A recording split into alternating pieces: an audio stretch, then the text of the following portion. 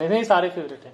देखो जो second application है, now student today I am discussing the second application of dimension. Second application of dimensions. देखो बेटा second application में क्या है इसकी, to check whether the formula is correct और नॉट। ठीक है ना, इसको हम सिंपली बोल सकते हैं checking the correctness of the formula। ठीक है बच्चों, checking the correctness of the formula। अब जैसे मैंने अभी आपको यही बताया कि t इक्वल टू है 2 pi under root l over g, कि टाइम पीरियड सिंपल पेंडुलम का क्या फॉर्मूला होता है, t equal to 2 pi under root l over g, जहाँ पे t क्या रिप्रेजेंट करता है टाइम पीरियड, l का मतलब होता है l का मतलब होता है length of the pendulum. What is l? Length of the pendulum. और g का मतलब होता है बेटा एक्सेलरेशन ड्यू टू ग्रेविटी।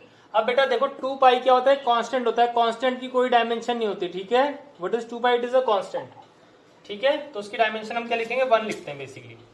अब देखो मेरी बात बेटा, अब हमें चेक करना है कि ये फॉर्मूला सही है कि गलत है, तो हम इसकी लिखेंगे लेफ्ट हैंड साइड और ये है इसकी राइट हैंड साइड। अब मैंने आपको क्या बताया है कि अगर जो लेफ्ट हैंड साइड और राइट हैंड साइड की दोनों की डायमेंशन सेम है तो फॉर्मूला सही है, और अगर जो दोनों की डायमेंशन क्या है, अलग अलग है, तो फॉर्मूला क्या है, गलत है। तो अब देखो बेटा लेफ्ट हैंड साइड पे, इधर सुनो बेटा, लेफ्ट हैंड साइड में तो t है, तो t का मतलब तो टाइम पीरियड है, तो ऑब्वियसली टाइम पीरियड की डायमेंशन क्या होगी, t1।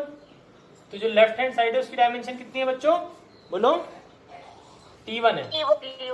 अब मुझे क्या देखना है, अब मुझे राइट हैंड साइड देखनी है। राइट हैंड साइड कितना है, 2 pi under root l over g.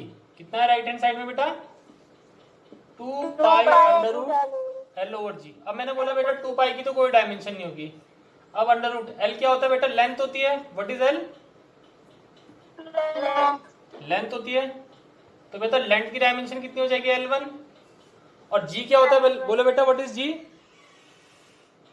अब एक्सेलरेशन ड्यू टू ग्रेविटी की मैंने डायमेंशन क्या बताई थी, मैंने बोला था एक्सेलरेशन ड्यू टू ग्रेविटी की डायमेंशन नॉर्मल एक्सेलरेशन की बराबर ही होती है, L1 और T। तो बेटा L1 से L1 क्या हो जाएगा, कैंसिल हो जाएगा। अभी अंडर रूट में क्या बचा, अंडर रूट में बचा 1 अपॉन, क्या बचा अंडर रूट में 1 अपॉन T की पावर -2। अब मैं इसको क्या लिख सकता हूँ बेटा, अंडर रूट में मैं इसको लिख सकता हूँ t की पावर -2 को जब मैं ऊपर लिखूंगा तो t की पावर कितनी हो जाएगी, 2। t की पावर 2, और t की पावर 2 को जब मैं रूट से बाहर निकालूंगा तो कितना हो जाएगा ये, t की पावर 1। t की पावर 1 आ जाएगा। तो आपने क्या देखा, दोनों तरफ क्या आई, पावर सेम आ, सॉरी दोनों तरफ डायमेंशन क्या आई, सेम आई। That means this formula is absolutely correct. अब जैसे बेटा मैं अगला आपको एक फॉर्मूला लिख के देता हूं। अब जैसे जब कोई बॉडी क्या करती है, एक सर्टेन हाइट से गिरती है, ठीक है, एक बॉडी क्या होती है, जब कोई बॉडी एक सर्टेन हाइट से गिरती है तो उसकी वेलोसिटी का जो जनरल फॉर्मूला होता है वो ये होता है v equals to under root 2gh। What is the formula, v equals to under root बोलो 2gh। अब प्लीज इसको आप चेक करिए कि whether this formula is right और रॉन्ग।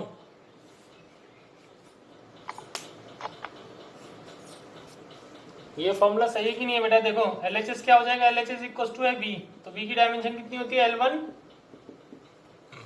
बोलो, T L1 की -1, RHS में कितना है, under root 2gh, under root. अब 2 तो नंबर है तो 2 की कोई डायमेंशन नहीं होती। g क्या एक्सेलरेशन ड्यू टू ग्रेविटी, तो इसकी डायमेंशन क्या होगी, बोलो, L1T -2, और h क्या है, हाइट है, तो हाइट की डायमेंशन क्या होती है, लेंथ की बराबर होती है, तो L1। तो कितना आ जाएगा, अंडर रूट में आ जाएगा ये, बोलो रूट में कितना आ जाएगा, L1 और ये L1, तो ये आ जाएगा L2 और T -2। ठीक है, तो अब ये जब ये दोनों चीजें रूट से बाहर निकलेंगी तो कितना बचेगा, L1 और T -1 ही तो बचेगा। तो दोनों की डायमेंशन, दोनों तरफ डायमेंशन सही है, सेम है, तो that means formula is right. Okay, ठीक है ना बच्चों। अब जरा मुझे एक आप चीज बताइए,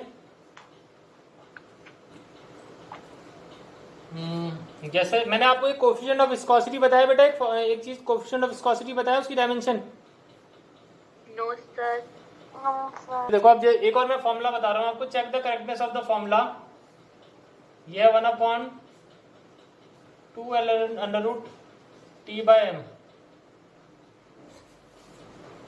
ठीक है। जहां पे बेटा क्या होता है, न्यू का मतलब, इसको इस सिंबल को बोलते हैं न्यू। न्यू का मतलब होता है फ्रीक्वेंसी। क्या होता है न्यू? फ्रीक्वेंसी। Frequency. एल का मतलब है यहाँ पे length. What is L? It is length.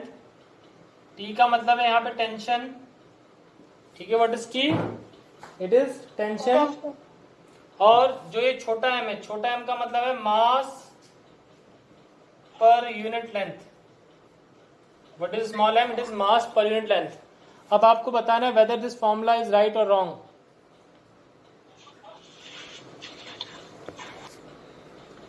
इधर देखिए बेटा, मैंने लिख रखा है nu equals to 1/2L under root T/m। अब सबसे पहले देख लीजिए न्यू, न्यू LHS को देख लेते हैं हम। लेफ्ट हैंड साइड है न्यू। न्यू का मतलब होता है it is reciprocal of time period. तो उसकी डायमेंशन हो जाएगी, टाइम पीरियड की होती है डायमेंशन T1, तो उसकी डायमेंशन हो जाएगी T-1। No. तो फ्रीक्वेंसी की डायमेंशन होती है T-1। अब दूसरी साइड देखते हैं हम RHS, right hand side. Right hand side में है 1/2L under root T/m।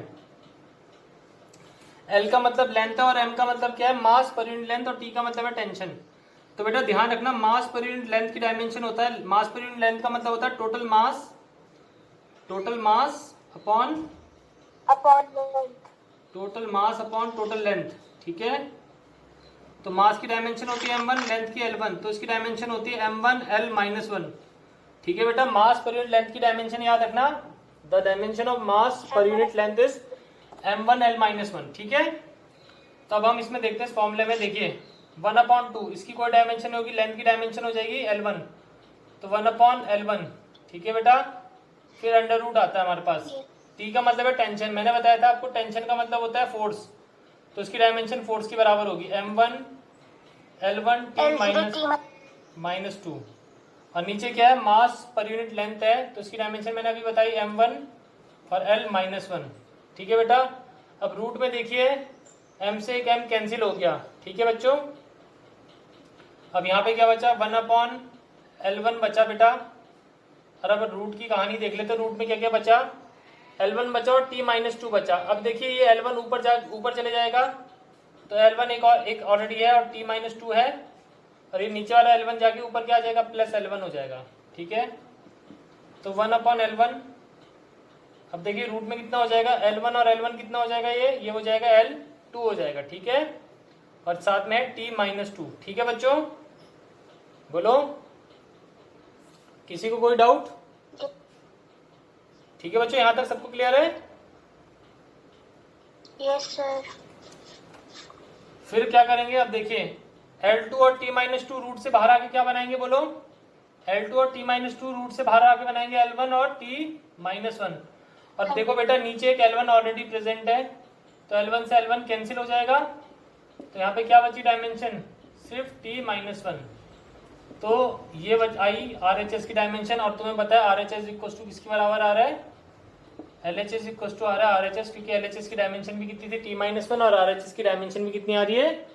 T-1 आ रही है। That means the formula is absolutely correct, okay.